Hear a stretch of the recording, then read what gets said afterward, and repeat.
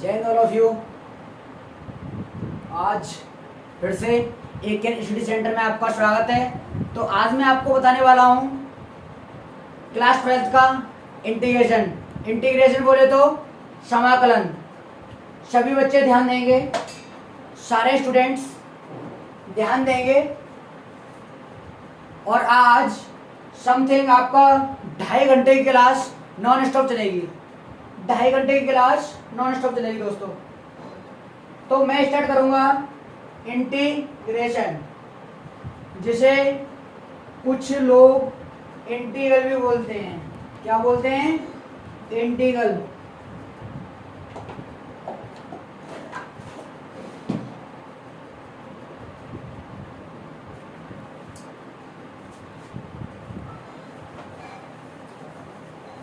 तो दोस्तों आज बहुत बढ़िया करके बैठना है, पानी वानी पीकर एकदम बढ़िया तरीके से स्टार्ट करने जा रहा हूं आपका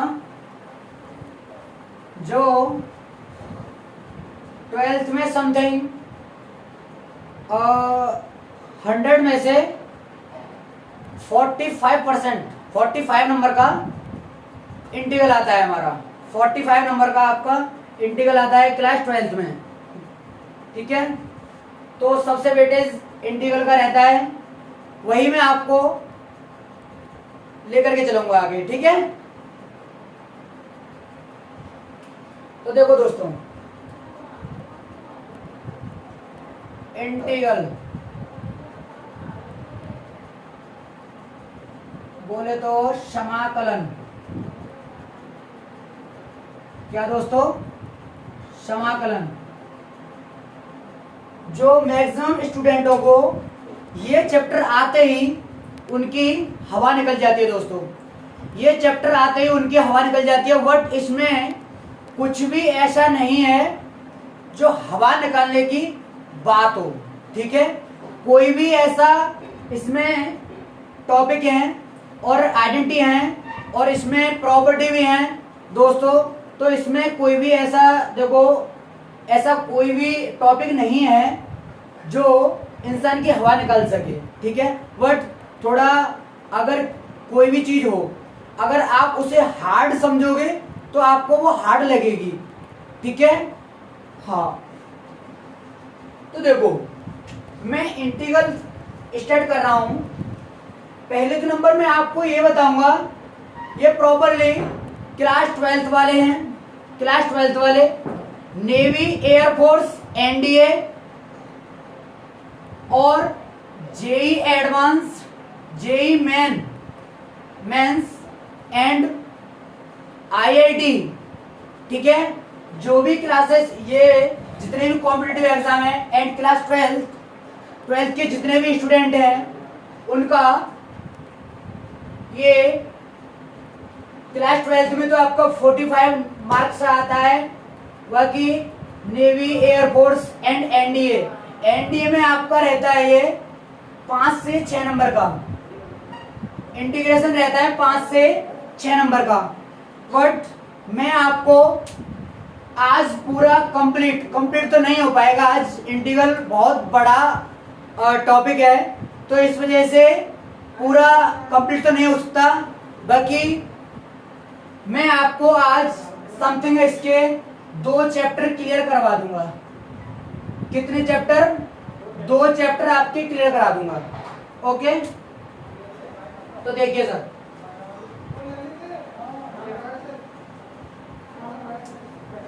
करें स्टार्ट। ठीक है, तो सभी स्टूडेंट ध्यान से सुनेंगे और आराम से,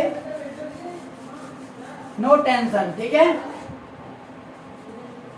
अच्छा, तो इंटीग्रल का मतलब क्या होता है? पहले मैं आपको यह बताना चाहूंगा कि इंटीग्रल का मतलब क्या होता है। इंटीग्रेशन या इंटीग्रल, आप कुछ भी बोलो, नो टेंशन। बाकी इंटीग्रल का मतलब क्या होता है? इंटीग्रल का दोस्त मतलब होता है किसी भी चीज को इंक्रीज करना, किसी भी चीज को इंक्रीज करना। बाकी डिफरेंशिएशन का मतलब क्या होता है दोस्तों?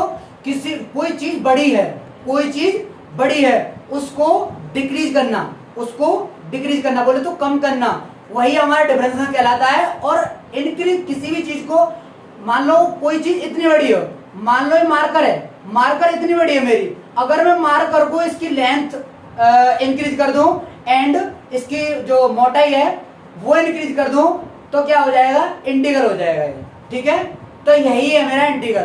बोले तो सिंपल से वर्ड में किसी भी चीज को इंक्रीज करना ही इंटीग्रेशन कहलाता है।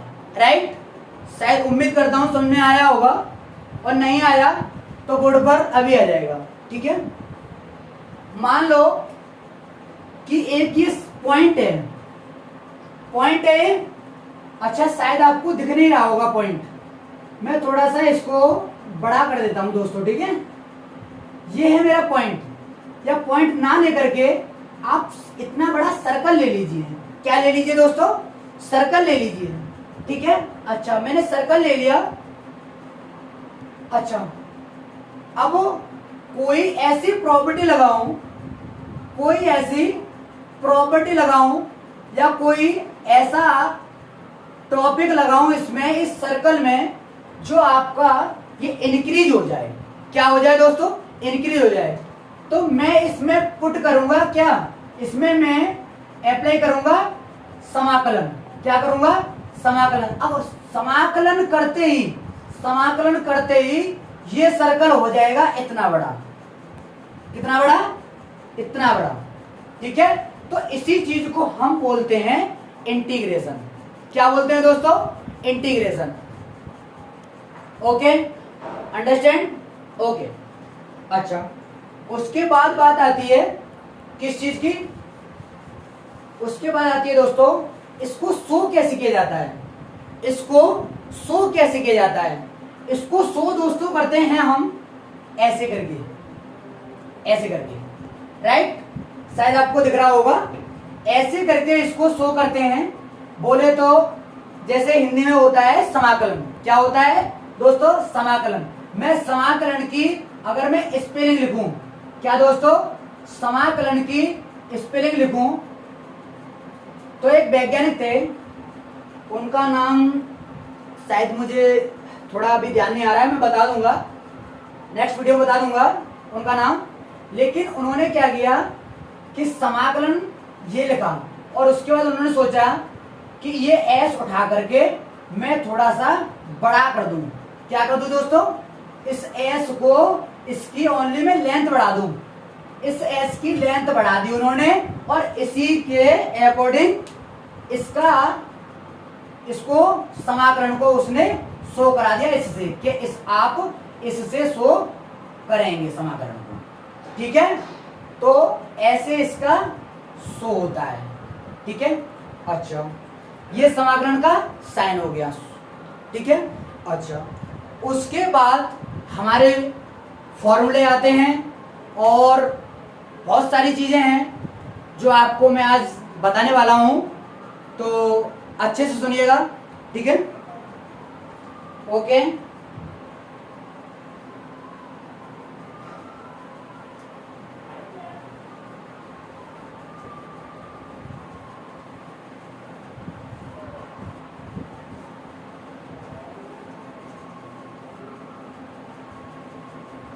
देखो दोस्तों, फर्स्ट फॉर्मूला आता है मेरा, कोई भी क्वाड्रेटिक इक्वेशन दे रखी है, आपको, या किसी भी वेरिएबल पर कोई पावर लगी है। क्या लगी है दोस्तों, पावर लगी है, तो उस पे उसका फॉर्मूला बनाया है उस साइंटिस्ट ने। क्या बनाया है दोस्तों, देखो मान लो ये x है, x की पावर n है। क्या है दोस्तों, x की पावर n है, और dx मैं x के सापेक्ष कर रहा हूं। ठीक है, मैं x के सापेक्ष कर रहा हूं, सापेक्ष बोले तो रिलेटिव। क्या कर रहा हूं मैं, x के रिलेटिव। तो मैं इसका अगर मैं इंटीग्रेशन करूं, n का मतलब होता है दोस्तों नेचुरल नंबर बोले तो कोई भी। ठीक है, 1 to इनफाइनाइट। ठीक है, वो नेचुरल नंबर होते हैं हमारे। तो कोई भी अगर मैं n के जगह पे मैं कोई भी नेचुरल नंबर पुट कर दूं, कोई भी नेचुरल नंबर, सपोज दैट मान लो अभी मैं इसका फॉर्मूला बता देता हूं, उसके बाद में मैं आपको बताऊंगा। अच्छा, x की पावर n प्लस 1 और n प्लस 1 प्लस c। अच्छा, एक क्वेश्चन आता है, मैक्सिमम स्टूडेंटों का क्वेश्चन आता है, क्या क्वेश्चन ये आता है दोस्तों कि ये c क्यों लगाते हैं, ये c क्यों लगाते हैं? तो दोस्तों ये c इसलिए लगाते हैं कि कांस्टेंट वैल्यू होती है ये, क्योंकि इन जो इंटीग्रेशन होता है वो हमारा कहीं तक जा सकता है, कहीं तक जा सकता है, उसको रोकने के लिए हमने क्या यूज किया है, c। ठीक है, कांस्टेंट बोले तो, ठीक है। अच्छा, उसके बाद ये हो गया हमारा फॉर्मूला। वो आपको कभी भी किसी वेरिएबल पर कोई भी पावर दिखे तो उसका फॉर्मूला ऐसे यूज, ये फॉर्मूला यूज करके आप उसका इंटीग्रेशन कर सकते हैं, राइट। कोई दिक्कत किसी को नहीं होनी चाहिए। अच्छा दोस्तों, उसके बाद देखो, मैं एक क्वेश्चन ले लेता हूं, यहीं पर एक क्वेश्चन ले लेता हूं, अच्छा सा प्यारा सा, बहुत क्यूट सा थोड़ा, कि x cube plus x square plus x plus 1। अच्छा, एक दूसरा फॉर्मूला आता है मेरा, दूसरा फॉर्मूला आता है दोस्तों कि कांस्टेंट का क्या होता है। अच्छा, आपने एक बात कहूं, मैंने चार पार्ट में डिफरेंशिएशन खत्म किया है, इसी चैनल पर 4 पार्ट में डिफरेंशिएशन खत्म किया है। तो मेरे चैनल पर जाकर के, और पहले तो आप डिफरेंशिएशन की वीडियो देख लें सारी, क्योंकि डिफरेंशिएशन का रिवर्स होता है, ठीक है, डिफरेंशिएशन का रिवर्स होता है इंटीग्रेशन। यही आपकी इंटीग्रेशन की क्या है, परिभाषा है, डेफिनेशन है कि रिवर्स होता है डिफरेंशिएशन का। तो कांस्टेंट, जैसे अगर मैं आपको थोड़ा सा रिवाइज करा दूं डिफरेंशिएशन, उसमें कांस्टेंट का होता है दोस्तों 0, कांस्टेंट का क्या होता है दोस्तों 0। लेकिन इसका क्या होगा, इसमें कांस्टेंट, एक मिनट रुक जाइए, थोड़ा सा मैं थोड़ा इंक डाल लूं इसमें, वेट कीजिएगा जब तक आप, अगर कोशिश हो सके तो आप ये क्वेश्चन सॉल्व कर सकते हैं, ये क्वेश्चन आप सॉल्व कर सकते हैं। अगर थोड़ा भी समझ में आ रहा हो, मैं थोड़ा इंक डाल लूं।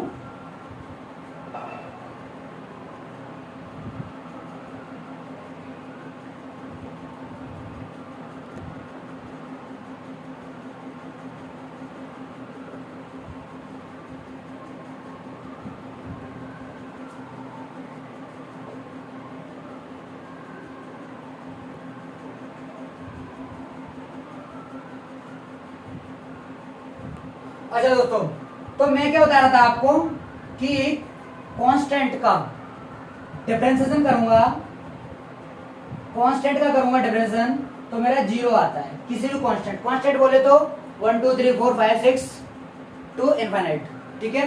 अच्छा, तो मैं यहां क्या करूंगा, dx, ऐसे आता है हमारा क्वेश्चन। कैसे आता है दोस्तों, ऐसे आता है हमारा क्वेश्चन। तो इसको सॉल्व करना होता है, इसको सॉल्व मैं कैसे करूंगा, integration x cube dx plus integration x square dx plus integration x dx plus integration 1 dx, right. अच्छा, तो मैं क्या करूंगा, देखो अब ये क्या है, मेरा नेचुरल नंबर है। नेचुरल नंबर मैंने आपको बताया था, नेचुरल नंबर में 1 जोड़ करके, कितना जोड़ करके, 1 जोड़ करके, और डिवाइड में 1, जितना नेचुरल नंबर है उसमें ही 1 जोड़ करके डिवाइड में लिख दो, आंसर आ जाएगा आपका। बोले तो आपके सामने फॉर्मूला इसका लगा हुआ है, देखो x का 3 + 1 अपॉन 3 + 1, ओके, प्लस इसका करूंगा तो x 2 + 1 और 2 + 1, और प्लस का करूंगा x² / 2, प्लस एक्स। कांस्टेंट का होता है दोस्तों, अगर मैं कांस्टेंट का इंटीग्रेशन करूंगा तो दोस्तों होता है एक्स, राइट। मैं आपको ये सारी चीजें आगे लेकर के चलूंगा, बाकी मैं थोड़ा सा आपके लिए जैसे फॉर्मूला बताया है तो थोड़ा एक क्वेश्चन लेकर के चलाऊं जो आपके तुरंत समझ में आ जाए, ठीक है, तुरंत आपके समझ में आ जाए। अभी मैं जो 12th का 7.1 एक्सरसाइज है मैं आपको वो सॉल्व कराऊंगा, तो आपको खुद समझ में आ जाएगा क्या है क्या नहीं है, ठीक है। ओके, कोई दिक्कत, नो दिक्कत, होनी चाहिए। अच्छा, मैं उसके बाद लगा दूंगा आगे कांस्टेंट। अच्छा, कांस्टेंट क्यों लगाया, यू नो दैट, ओके। आप जानते हो कि कांस्टेंट क्यों लगाया मैंने। कांस्टेंट इसलिए लगाया, और कांस्टेंट इसलिए लगाते हैं कि दोस्तों हम इंटीग्रेशन को कहीं तक ले जा सकते हैं, इसलिए इंटीग्रेशन को रोकने के लिए मैंने कांस्टेंट का यूज किया है, सी का यूज किया है। इस वजह से कांस्टेंट, अब ये इंटीग्रेशन रुक गया, अब ये इंटीग्रेशन कहीं नहीं जाएगा, ठीक है, कोई दिक्कत होनी चाहिए। और यार अगर दोस्तों चैनल पर नए आए हो तो चैनल को सब्सक्राइब एंड वीडियो को लाइक जरूर करना, क्योंकि मैं बोलता नहीं हूँ, क्योंकि मैं ये चीज मैंने इस वीडियो में मैं बोल रहा हूँ, बाकी मैं बोलता नहीं हूँ कभी भी, ठीक है। हाँ, मैं आपके लिए 100% कर सकता हूँ, तो आप इतना तो है कि यार 10% तो कर सकते हो ना, राइट। अच्छा सर, चलें आगे, कोई दिक्कत नहीं है दिक्कत। अच्छा, ये फॉर्मूला है अपना, ये थोड़ा नोट कर लीजिएगा, ठीक है। चलो,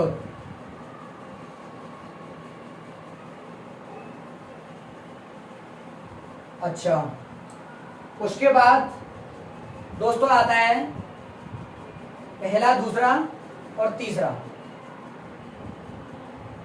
तीसरा आता है मेरा e की पावर x dx। इसका होता है दोस्त e की पावर x का होता है दोस्त e की पावर x प्लस c, ठीक है। अच्छा, e की पावर x प्लस c। अच्छा, इसका क्या मतलब है दोस्तों, देखो कभी भी और कहीं भी अगर कांस्टेंट की पावर वेरिएबल है, किसकी, कांस्टेंट की पावर वेरिएबल है, तो आपको फॉर्मूला लगाना है दोस्तों। जैसे मैं मान लूं, सपोज दैट मुझे ए की पावर x का मुझे इंटीग्रेशन करना है। क्या करना है दोस्तों, मुझे इंटीग्रेशन करना है, तो कैसे करूंगा, मैं ऐसे करूंगा दोस्तों, a की power x upon log a। क्या दोस्तों, log a।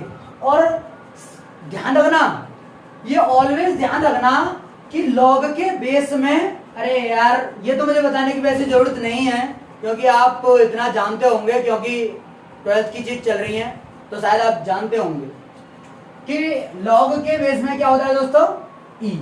क्या होता है, e। अच्छा, उसके बाद मैंने आपको ये बताया। अब ये होता कैसे है, ये कैसे होता है कि e की पावर x